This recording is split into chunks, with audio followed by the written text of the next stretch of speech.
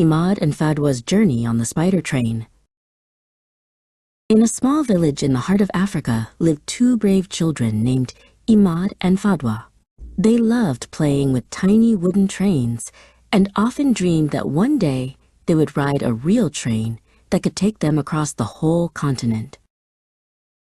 One day, while they were reading a book about the African Spider Railway project, an idea suddenly sparkled in Imad's mind.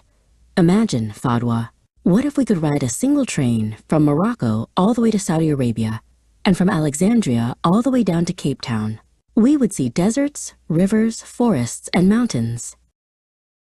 Fadwa smiled and replied, "But Imad, every country has different railway tracks. How could the train possibly continue the journey?" Imad thought for a moment and then said, "That's where the giant cranes come in. At special stations, enormous steel arms will lift the containers and quickly move the goods from one train to another, so the journey can continue without long delays." Fadwa's eyes sparkled with excitement. That way, passengers won't have to wait too long, and fresh goods like fruits and vegetables can travel quickly from one country to another, as if all of Africa had become one big home. As they talked, the two children drifted into sleep and found themselves inside the African spider train. The train started from Alexandria port, passing by the mighty Nile River in Sudan, then entered the lush green forests of Uganda and stopped briefly in Kenya, where giraffes and elephants could be seen through the window.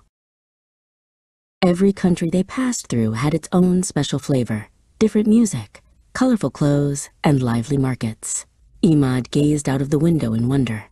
"Look, Fadwa, the train is moving so fast, and yet it doesn't make thick smoke. That's because it runs on clean energy that protects our environment."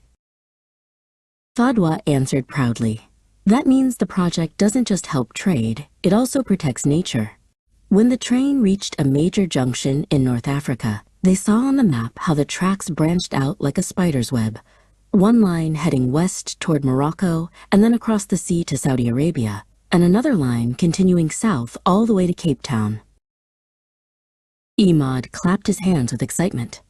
"Now I understand why they call it the spider train.